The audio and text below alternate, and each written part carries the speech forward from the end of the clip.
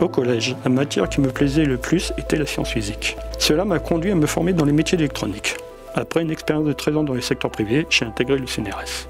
Fin 2012, j'ai intégré le laboratoire environnement, ville et société du CNRS et plus particulièrement la plateforme de recherche, observation et mesure des environnements actuels et anciens. Ma mission est de créer puis de faire fonctionner un atelier d'électrotechnique et d'offrir de nouvelles compétences techniques aux géographes et aux écologues membres de ce dispositif. Le mieux, c'est que je vous montre.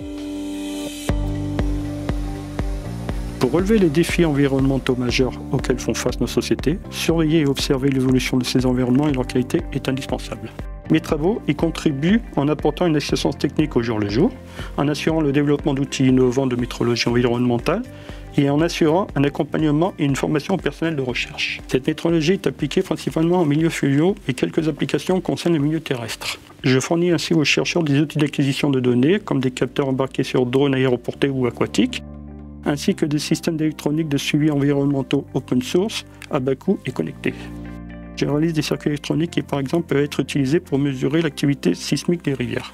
En effet, lors des crues, les sédiments charriés par la rivière peuvent générer des vibrations qui peuvent être captées par des géophones. Ces données sont essentielles pour les scientifiques pour mieux comprendre la dynamique des rivières en lien avec le changement climatique ou des changements d'occupation des sols.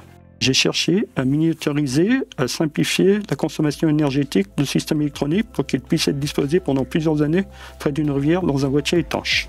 Ce système est totalement autonome en énergie électrique grâce à un panneau solaire. Il peut donc être placé dans des environnements très contraignants. Au bout de quelques semaines, nous récupérons les données qui sont ensuite traitées au laboratoire par des géomorphologues.